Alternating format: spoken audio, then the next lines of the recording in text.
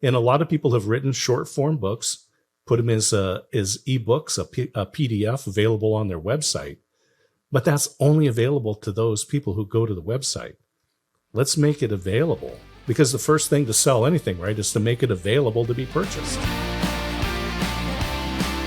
Everybody, welcome to the View from the Top podcast, where we help family first business owners and entrepreneurs get through the valleys and up the mountains to their very own view from the top. We're glad y'all listening in today. My name is Kevin, also known as Wally and Big A, and I've got Big A in the studio with us today. Big A, how you doing? Kevin, I couldn't be more excited, man. I mean, this new year has started out with such momentum. I'm so excited. I've been talking to a lot of clients recently that have been crushing it. And I just feel momentum all around me. Everywhere I turn, guys are like telling me on their Come As You Will Be how they've already surpassed their goal for the end of the year. And I'm like, you're kidding. They said, no, we're laser focused. We're really doing the reps. We've been being held accountable. We're staying in lockstep with our accountability partner, and we're revising our goals because we are already accomplishing a lot of the things that we set out. I had a meeting today with a couple of guys, and they were telling me about how their level of focus has changed to, like, you know, instead of an inch deep and a mile wide, they're just a mile deep now, and they're crushing their space. And so I'm pretty fired up. You caught me on a day I can tell. where I'm pretty amped up because I've been talking to all of these guys, and they've got me so excited. But, you know, one of the things that I do want to mention to you that I was afraid years ago in writing my own book, and I'm getting a lot of comments and questions from clients, from guys in the mastermind about their space, and they want to write a book. And so I'm really diving into that with them and talking at length with them, like, well, what is it you want to say? You know, is there an opportunity for you to use this kind of as a lead magnet? Is it going to help you get on stages? There's just all kind of questions. And we've had guests before talk about writing a book, and Paul did a really great job when we talked about ghostwriting, but there's other opportunities out there to write books. And so we've got a great guest today on, and I'm excited about that too, because he gives us a different perspective on how to write books. And it's just been a big topic recently. And Kevin, have you thought about writing a book yourself? Yeah, we've talked about writing books on the podcast before, and coming into this one, frankly, I was a little bit like, again, really, because, you know, it just sounds like a lot of work, and as much as I think I'd want to do it. But Scott surprised me. He approaches writing a book in a way that, frankly, is I can get it done. Like I could actually do it. And it's not what you think. Like, I could do that. Yeah, it's not what you think. And I'm not going to let the cat out of the bag, but you got to listen to get to the, you know, to what Scott talks about. Yeah. He overcomes some of that trepidation. I'm hopeful. And fear. Right. I know. I've been trying to get you to write one for months. Maybe you'll do it now as a result of Scott and some of these other guys that we've had on. But hey, let's jump in, man. Let's don't keep them waiting. Let's get Scott on. All right, let's go. Scott, man, I'm pretty excited to have you here today, man. Catch me up for a second. How you been? I am great. Big A and Wally, thanks for the opportunity just to be here and share some stuff. I'm really excited for 2023. I think 2022 was a good year. I'm really looking forward to 2023. The word, I don't usually choose a word, but for some reason I got a word for 2022, and it was momentum. And for 2023, the word is singularity. And the definition for that is that a small actions can have a large impact. Yeah. So how did you come to that? I'm curious. First of all, I love to pick words for the year. You normally don't. What inspired you, first of all, to pick a word? You know, it really came about by accident. I was working with my wife. She's got her own business on the side. And, you know, this is one of those challenging things that, you know, I coach businesses, and then she wants to start a business. And I told her, I will help anytime you ask, but I won't offer. which has been That good is marital sage advice right there. I It think is. that needs to be the title of the episode right there. Like we get mic drop right there. Just Right. wait for the ask. Yeah. Right. Right. That's hard to do though, isn't it? You've been married a long It time as really well. is. And it's hard to do Yeah. that. But Yeah, this August, it'll be 39 years yeah, for us. you got a lot Hey, of sage congrats. wisdom, and I bet she asks you often when she starts this, because you've got a very humble personality, but a wealth of knowledge. Well, thank you. I'm sure. So she was wanting to put together a conference, and she was thinking about what are some of the themes. And I'm just doing research, and I came across singularity. And we know it's astrophysics, and it's a big science kind of word. But I was looking through that definition, and I came across that small actions can have a large impact. And I think that's so important. We think having just a conversation with your neighbor, well, that's such a small thing, but you don't know how important that is and how much it can change their life just because you took that moment. Mm. So what is it you're primarily excited about in 2023? I'm curious. Mm-hmm. So my daughter got married just over a year ago. And, it's all of that integration of these other families and new traditions. And so that's really the base. And then my son, he graduated high school a year and a half ago. So he moved out this last summer. And so we became empty nesters. Mm. So it's a whole new era in our lives and new relationships with our kids. And so it's just a different perspective. And now my wife is launching her own business. So it's just all of these really big new things coming on. And my wife's business, by the way, is around aspects of aging. And she talks about the third of our life. And, it doesn't, you don't slow down in Big A. I know you know this, that it's just, you do different things, maybe things that you couldn't do before, right? You don't Sure. do now. Anyway, it just changes and it gets bigger and you just feel like you have more impact. And so that's what I'm excited about. Arthur Brooks wrote a great book called From Strength to Strength. And he talks about there's two curves. You and I are the same age. And so you and I have had some lengthy discussions around kind of what we're doing now as a result of being at this stage in our life. And Arthur Brooks says in the book, there are two curves, right? The first one is through acquisition, it's building. And then the second curve, if we will age gracefully, because we do go into a state of decline, we can use this wisdom, that sage wisdom that you possess, to encourage others. And you look at it differently, right? It's not through the acquisition, it's chipping away. It's getting rid of the things that really don't matter. And that's why we wanted to bring you on today, because you're kind of a marketing expert. And there's a lot of different aspects around that. A lot of the people that are listening to us, that are in our organization, that are in Iron Sharpens Iron, they're very much into marketing. And there's so many different avenues that we can do that. One of the specialties that you do is helping us understand how to write a book. And we're going to dive into that just a little bit.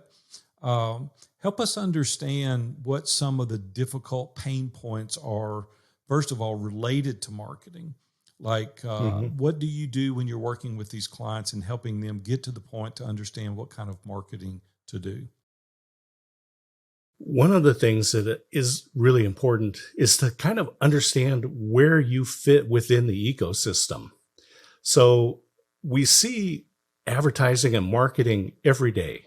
You can't turn on the radio, the TV, log into the internet, drive down the interstate without getting marketing messages.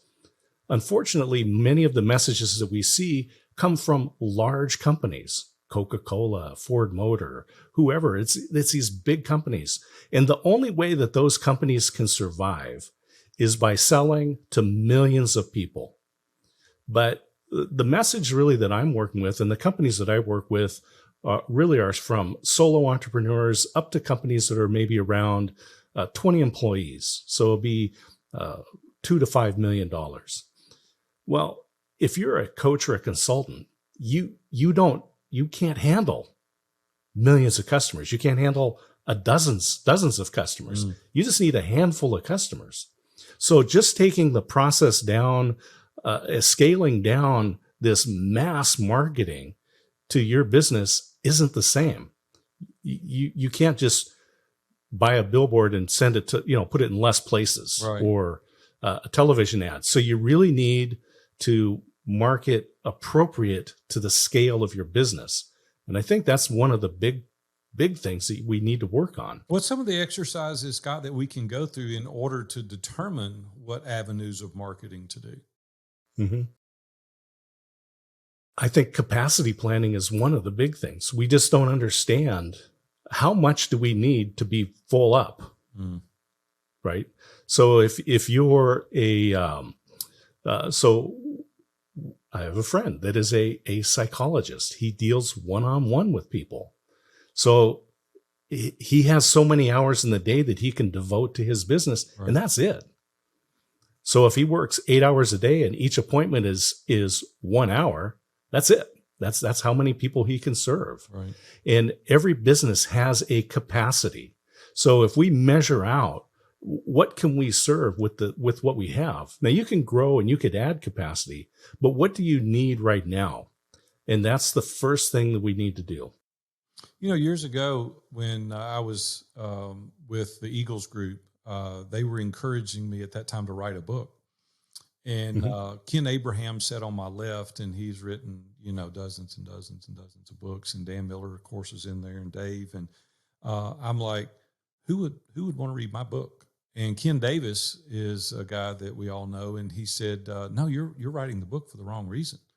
He said, "You're not trying to compare. You're not relating. Your message is important to some people, not to everybody." And it really made me reorient my focus towards that avatar, towards the person that I could help solve a problem, right? Everybody's not going to read it. I don't have the dollars to promote it, to sell millions of copies of the book. Right. And so help us reorient our thinking in order to think about writing a book. I want to get into the practical steps of writing a book in a second, but help us understand, should everybody write a book? Or is it necessary? Is it something that all the listeners should consider, or is there a segment of the population that should consider writing a book? If you're a coach or consultant, you have synthesized information. So you've been to college classes, maybe you have been to workshops and read books. You've taken all this information, and whatever you're doing, if you're a good coach or a consultant, you've synthesized that into a process that is unique to you. You need to document that. And so that's one reason why I think every coach and consultant should have a book of some sort that encapsulates their expertise into a written form. Now, early days of the internet, it was blogging. Blogging was a great thing to do, or podcasting. This is a great way to share that expertise. The world's largest bookstore is Amazon. So you should have it there. You should have your book there. And a lot of people have written short form books, put them as ebooks, a PDF available on their website. But that's only available to those people who go to the website. Let's make it available, because the first thing to sell anything, right, is to make it available to be purchased. So let's take that and encapsulate that and place it in a place where millions of people can get to it, so that the few that need it can have it. Do you think that the book positions you in any way for more credibility or as a thought leader? What are in people's minds when you say, "Hey, I've got a book on this"? What does that do for their mindset towards that individual? It's really interesting. My wife was invited to this conference, and she was talking to the organizer, and the organizer was talking about the keynote speaker. And one of the things that this organizer said to my wife was, "And she's written a book." Now, she didn't know the title of the book. She obviously hadn't read the book, but it positioned that keynote speaker to a different level. And so, I could say our next speaker is Kevin Wallenbeck, and he has a great book available on his website. You know, but if we said our next speaker is Kevin Wallenbeck, author of, right? All of a sudden, everyone perks up. Mm-hmm. So it is something that is important in our society. Mm. Wally, I've been trying to get you to write a book, so we're going to be looking for that coming soon. Walk us through the process, Scott. Like hypothetically, let's use me as an example. What would you tell me if I came to you and said, "Hey, Scott, I'm thinking about doing this." Walk me through the process.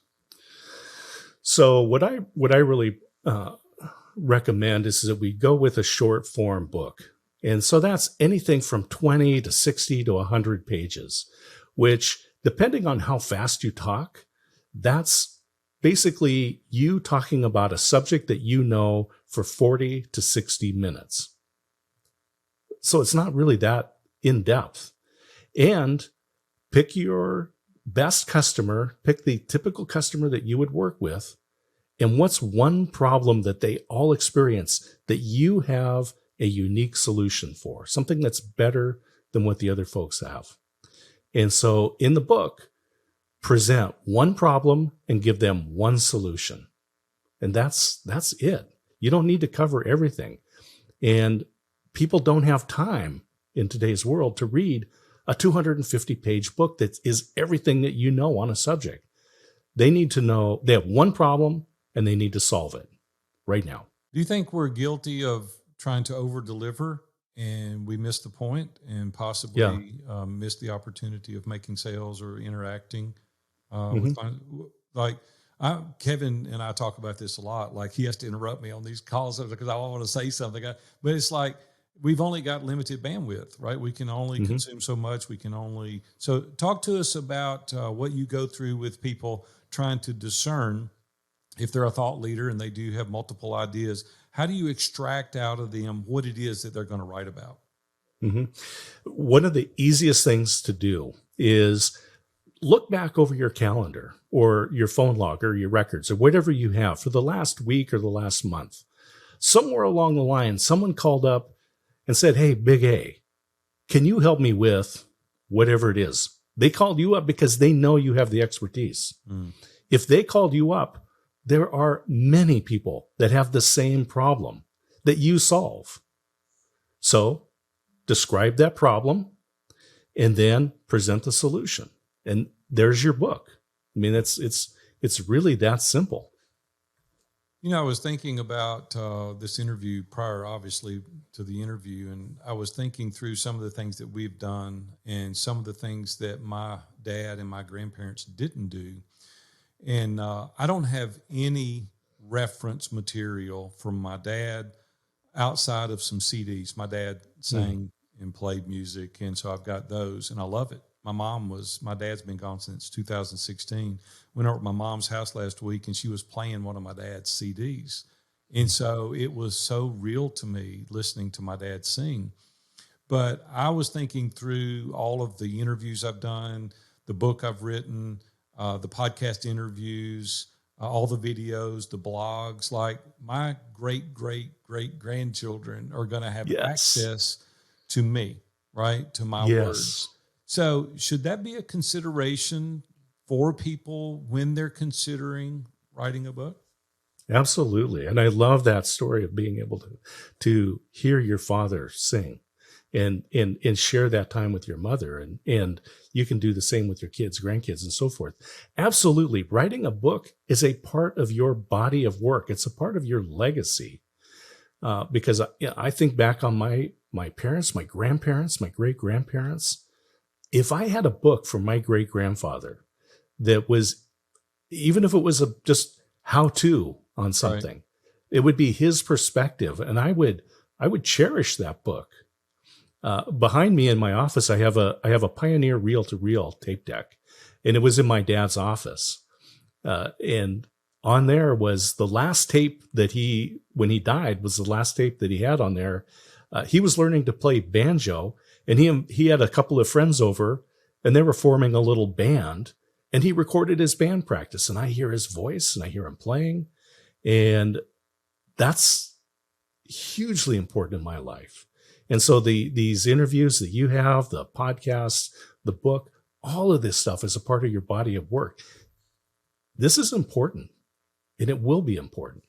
I think you said something really important that I struggle with personally when I was thinking about writing View from the Top, was that haven't other people written on similar topics? I mean, I was traveling yesterday, had to go up to Connecticut, and I was in the airport and I had an hour to kill, and I walked through and just hundreds, if not thousands of books, right? I was just looking at so many.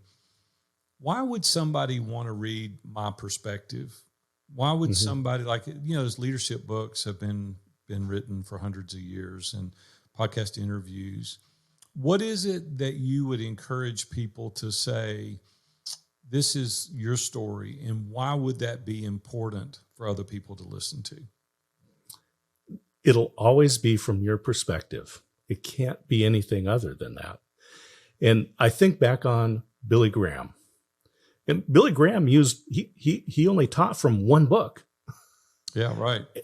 For many years. And he said basically the same thing every time he got up and spoke.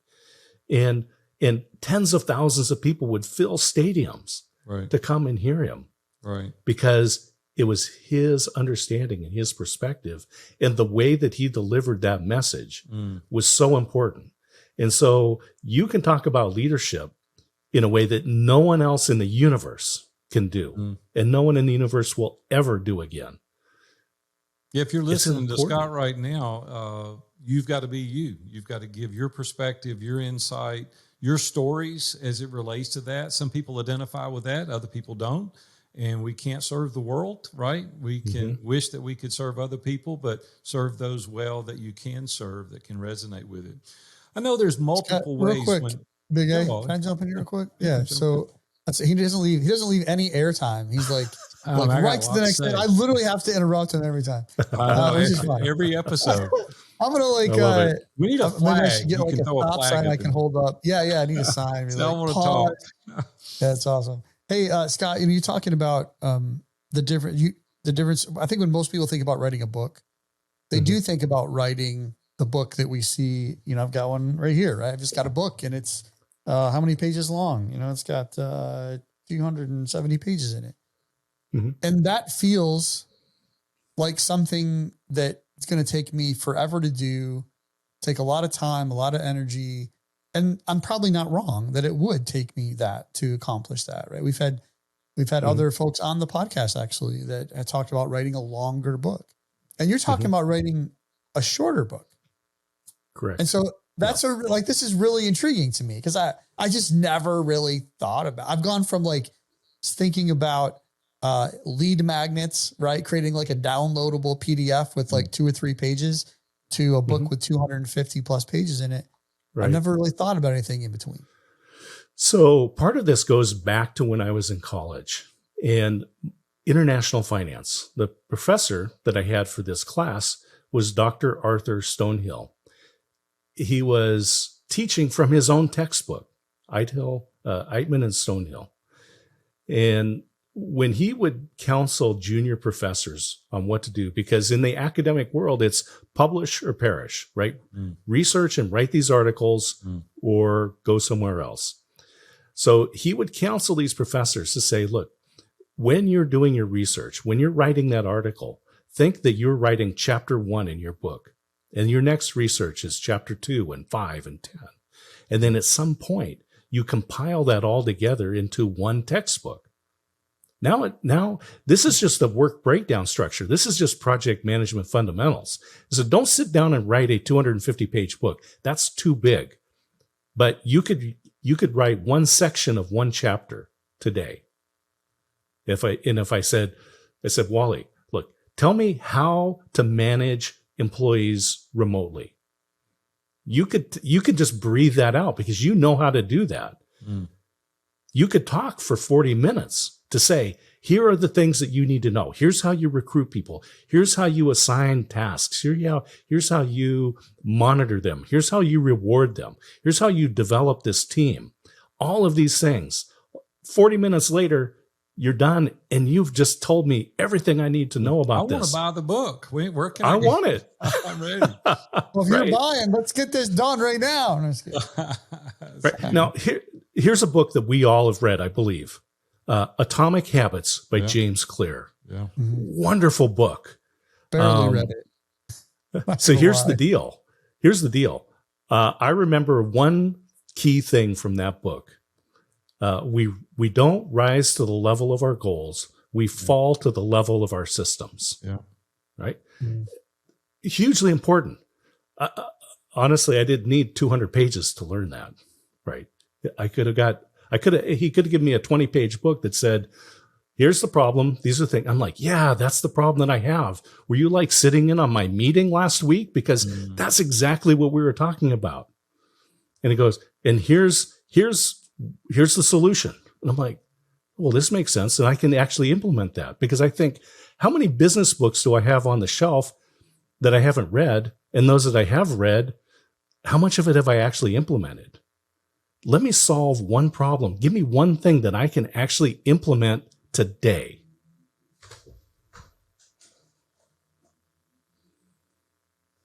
There's that pause. Big A doesn't know what to do with himself. No, I'm waiting. And see, I'm nervously grabbing my mouse. I think it's going to be interesting. Scott, do you think that there's is the short form story thing been around a long time? I shouldn't say story, because that sounds, when I say story, that kind of sounds like creative writing. It's not what we're talking about here necessarily, or maybe we are. I don't know. That could be right. Is this idea? I mean, I just never came across it till now. I'm almost going to be 50 years old next month. Like, is this a new phenomena? Is this something that? So I will say absolutely not. And now, traditional publishing, back when books were sold in bookstores, when we walked into Barnes and Noble or wherever, the size of your spine mattered, because your book's going to be turned with the spine out, and people are going to walk by. And if it's a small book, if it's a narrow book, you're not going to see it. No. It's going to become invisible. And so what you need to have a big spine. You need a 300-page book so people are going to see it on the shelf. But on a digital bookshelf, they're all the same size, right? It's that little thumbnail picture. That's it. Now, on the book that I published for this book, which is called Influence, Creation of Credibility, How to Publish a Book, Online Course, and Webinar in 12 Weeks or Less, I put the picture of Benjamin Franklin. And that was intentional, because, first of all, old Benjamin Franklin was self-published. He didn't go to other people to publish his work. He didn't have to beg and say, please see that this is worthy and present it to people. He's like, no, I'm just going to publish this. His first publication was when he was like 16, 17 years old. And he was apprenticing for this printer, and he had something to say. And so he published it, and it was like 12 pages long. So this short form has been around for a long time. Speaking of publishing, talk to us about self-publishing or using one of the larger publication houses, the benefits. What are the pros and cons in self-publishing, vanity publishing, whatever you want to call it? Absolutely. And it's funny. So I have a podcast around this called Publish Your Book, because I wanted it to be descriptive. And I cover some of these things. So vanity publishing, I will say, is unfairly called that. And it's something that's been hanging around since really the late 70s and into the 80s, pushing into the 90s, where that term self-publishing was actually coined, I think, in the late 70s. What this vanity publishing was, I have written a book, but it's really not commercially viable. And so I'm going to go hire a company to actually print physical copies for me. And it was like the minimum print quantity was 5,000 books. So if you want to view from the top and you didn't have a publisher, you would have to go out and buy 5,000 copies. And once you gave one to your mom and your kids and, some work 4,900 associates left, right? you got fortunately you got a big garage and you can store them all in there. Right. So that's the old days. Now, traditional publishing in today's world, if you want to get a Simon and Schuster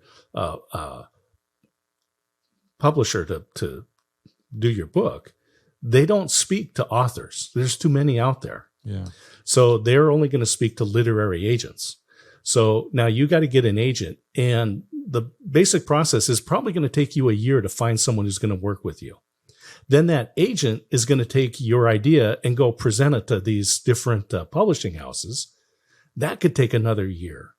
By the time they accept you and start working with you to publish View from the Top, say, it's going to be another 2 years. Hey, Aaron, can you do this? Could you do that? And make this little change. And we need to write this. 2 years. Now we're looking at, from the time that you have this idea that can help somebody, 4 years minimum. That's too long. Now, I'm not saying that there's no value. There's a lot of requirements working with the publishing companies. I'm not against or for. I'm just stating the fact is when I was going to write View from the Top, there's a lot of interesting questions they asked related to the size of my audience, what kind of social media following I had, et cetera, et cetera.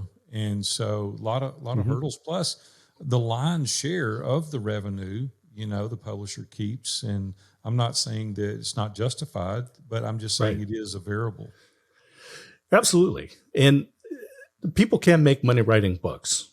I'm not purporting that this is a great way to make money selling books. John Grisham, this is a way to, right? He's done good, right? Absolutely.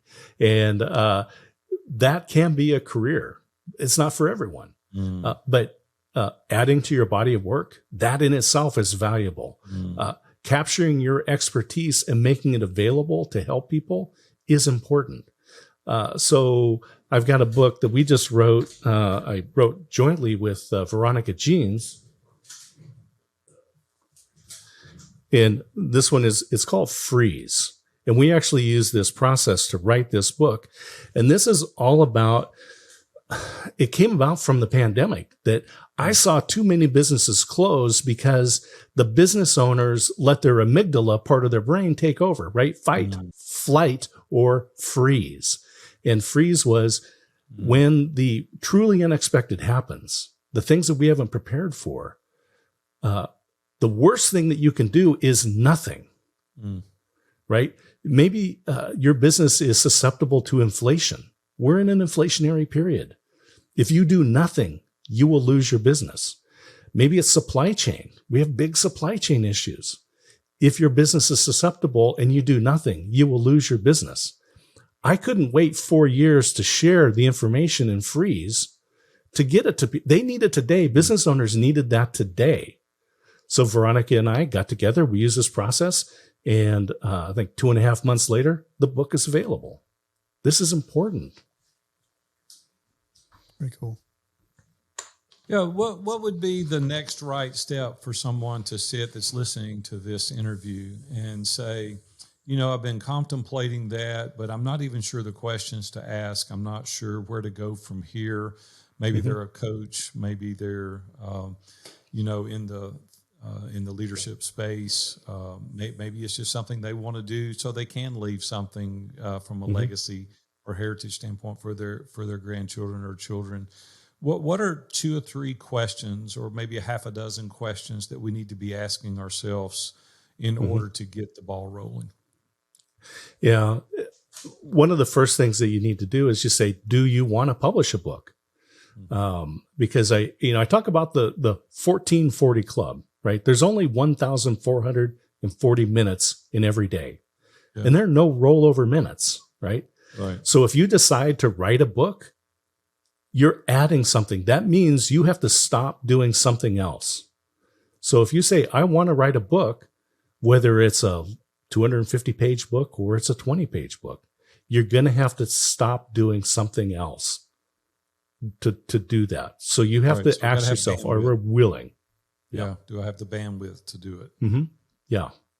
And then if so, then really, what is it that you want to say? And can you nail that down into the audience that you want to talk to?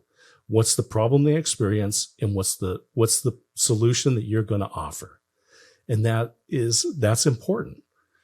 And so, Scott, let me stop you here and ask a question related to this. What if it's just about you enjoy hot rods and it's not really a problem you're solving? Is there an audience out there that just likes to read about hot rods or airplanes or hunting or fishing or absolutely RVing? What, right? Yeah, so there's something for everybody. So it's not necessarily really just about solving a problem, although that is one avenue. But there's a lot of people that like to read fictional books, right? It's not really solving a problem. It's for enjoyment. It's just, right? So would you go over maybe the different things related to that? Like maybe you just want to write a book, you want to talk about rifles or... Absolutely. Right? So I'll just give people the absolute bare minimum thing that you need to do. You go to kdp.amazon.com. That's Kindle Direct Publishing. You start an account. You download their Kindle Create program. Then you write your book, whatever you want to do. Tell your story, family history. You want to talk about the history of the V8 engine. Doesn't matter. Whatever it is that you want to do, write it in Word. Then you import it into the Kindle Create program, and then you upload, then you format it within there. And there's instructions on the website on how to do that. If you can drive a car, you can format your book. Now, hit upload it, and then create a cover. They have a create a cover program right there on the Amazon website. Right. They'll help you do it. You don't even need to hire anybody to do it. Then you hit publish. Now and probably within 2 hours, you're going to get an email that says, "Congratulations, Kevin. Your book is now available." Yeah. I didn't really realize you could go through that exercise. I've been around this space a long time, and I didn't even realize that it was simplistic as that to go through the process. I love that. I want to revisit again for a second. You'd mentioned writing the shorter books. Do you find that, is it easier to sell? Obviously, it's easier to write the shorter books. I know that as time progresses, our attention span is less and less. Are you seeing authors that are writing these shorter books, having success with selling those and getting an opportunity to get before people with the shorter books? Yeah, it's interesting because I'm in this space, you kind of have that interest, right? So I'll get that email and someone says, "Oh, my book is just coming out, just released." So you go to Amazon and look at the book, and it'll tell you how many pages it is. And I'm seeing lots of books around the 60-page mark, and plenty that are even 20 to 40 pages.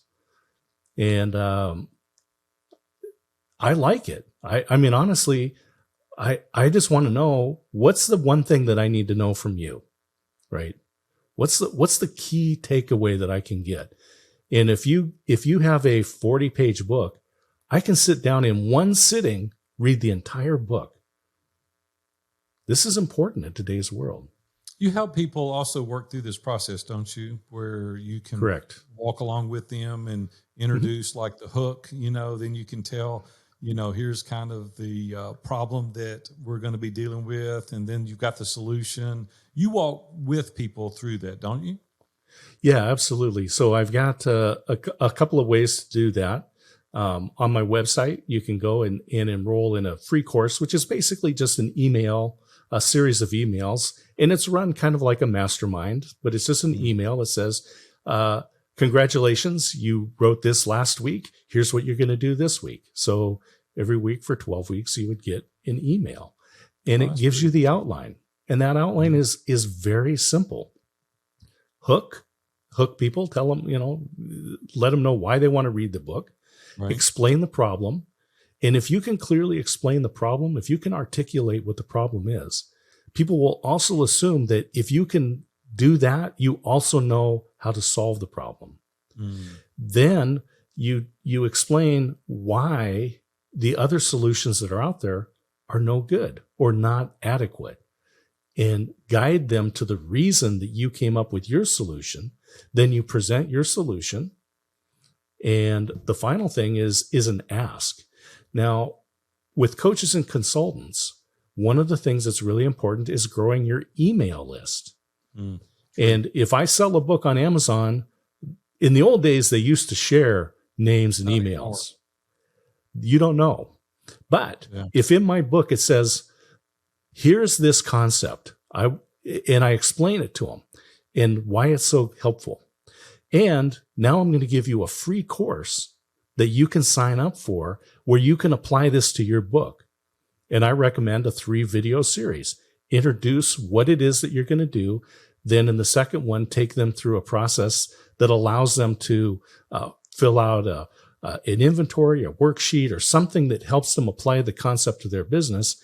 And in the third video, you do an analysis. Oh, if these are the answers that you have, these are the things you need to do. And also, by the way, if you want to work more in depth, here's how you can contact me. So it's that way. And that's gated content, which means to get access to the free course, they provide an email. Kindle books, the ebooks are so invaluable. Easy. Yeah, right. Because you can put hyperlinks right in the book.